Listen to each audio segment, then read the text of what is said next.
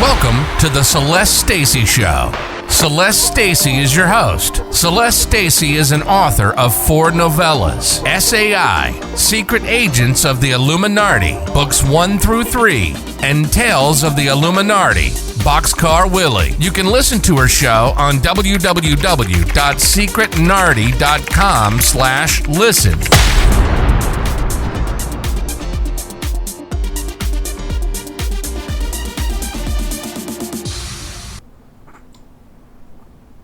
Good morning, everyone, and welcome to the Celeste Stacy Show. I'm your host, Celeste Stacy. Okay, we've got some controversy in the news today, folks. So, instead of talking about my books, let's talk about what's going on in America and around the world in other European nations. So, you got these Muslim people that are they're screaming, you know, from the river to the sea, blah blah blah. Muslims, pro-Hamas, pro-Palestinians, they're all a bunch of terrorists. So that's all I can say about it. And go home. And what you're doing in America on the grounds of the universities, that's just absolutely despicable. And you're gonna fuck around and find out. So anywho, but on other matters, let's talk about the U.S. Women's Olympic team. They're standing together in solidarity and boycotting and saying we're not going to allow to let a transgender female who has not transitioned one bit be outside of, you know, starting hormones. And I think her name's Leah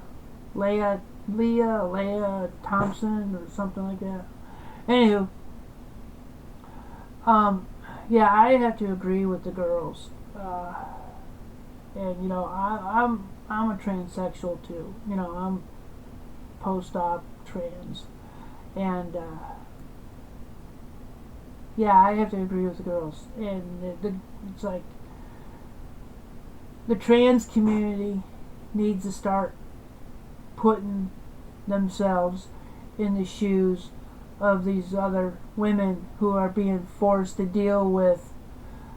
All of a sudden, you got these transgenders that are coming out of the woodwork and saying, you know, which is fine. You know, that's fine. I'm not trying to deny them that. I am myself trans. I transitioned. I went through the process, and for the longest time I thought, well, maybe I just, you know, be silent and go stealth and just blend in, which for the most part I still do. But it's getting out of hand. They're going nuts. The Democrats are using the LGBT as a useful idiot pawn syndrome kind of situation. And what Biden did with Title IX, rewrote it like that, that's not right. Let me tell you something. When I was transitioning in the workplace, I wanted desperately to use the women's bathroom while I was transitioning, and I still had all my male parts. And the HR lady, you know, at the time I didn't see the wisdom in it, but now I do see the wisdom. And she says, look, you need to start putting yourself in your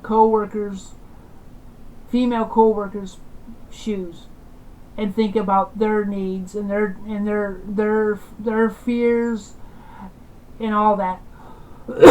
Excuse me, I had a tickle. And so, you know, I didn't like it. It was a hard pill to swallow, but I did, and I said okay. They provided me with a bathroom to use, you know, so I went that route. And then she said, excuse me. So anyways, she says, once you're done transitioning, you've had your surgeries and that, then we will allow you in the women's locker room and the women's bathroom. And I said, okay, thank you. So, I finished transitioning. I went to Thailand, and I was on leave, medical leave, for about 5 months. And then when I came back, the HR lady, she personally took me into the women's locker room, showed me where my locker would be, showed me the restroom facility part of it, and yeah, and then it's like, I was happy, and it's like, yeah, and that's what needs to be done with these transgender women. You need to be separate, plain and simple, because you're still biologically male, and it takes time for the hormones to make their chemical change of your bodies, and then followed with the surgeries. It's like, look, I wanted to be a ballerina so bad growing up, but I couldn't, because I was forced to be a male, and I was heterosexualized through conversion therapy, which is wrong, and there's no easy way to get around this delicate matter. Alright, they need to have a separate division for transgenders. It's just the way it is. It's the way it's going to have to be. And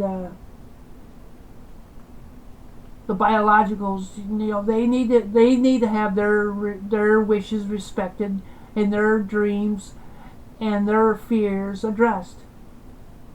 Plain and simple.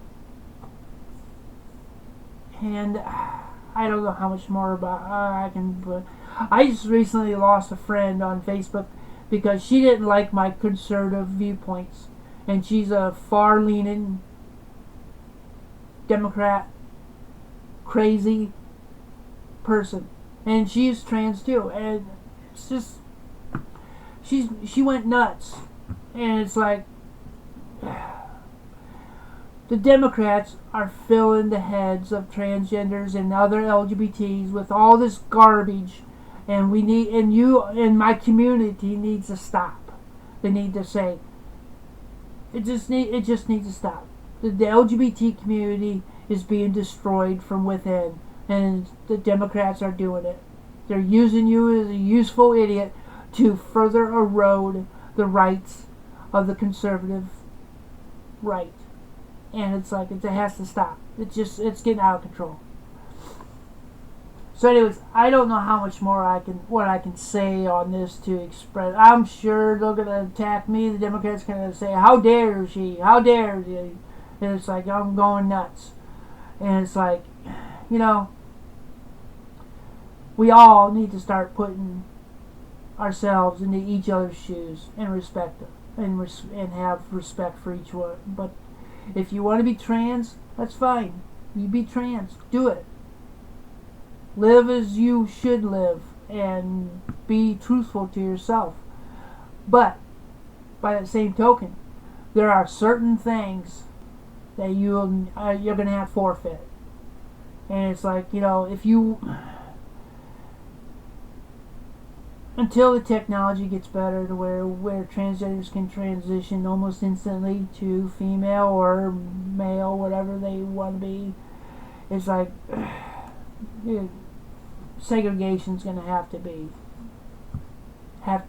the solution for a while. I mean, if once you're post-op and you've been on hormones for at least a good 10 years, that's the way it's going to have to be. I don't understand. I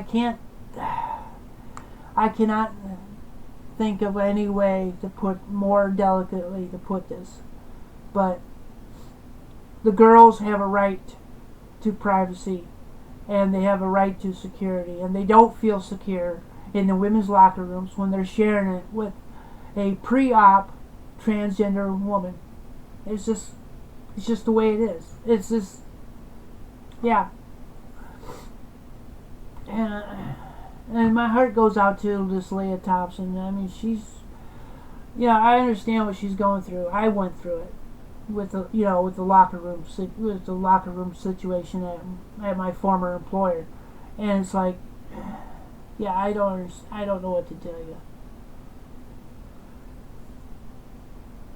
But yeah, I wanted to be a ballerina, but I knew I wanted to participate in women's sports, and I couldn't, so I didn't. But I write books now. You find another creative outlet. I know you want to go running or you want to swim or, I understand that. But you're just going to have to move on, and you're going to have to find something else that will make you feel fulfilled. And I did. It's like, I have an active imagination, and I like to create stories. And I write books. And I have a day job, so there's that. So, not more I can say on this subject. This is a very delicate subject that needs to be addressed with cool heads, wisdom, and prayer. And that's the way it's going to have to be. So, anywho, everyone have a good day and be good to each other. You've been listening to The Celeste Stacy Show. If you've enjoyed the show, please subscribe and tell your friends and family. All comments or suggestions can be emailed to the show via celestestacy67@gmail.com and also on Twitter at celestestacy67. Thanks for listening.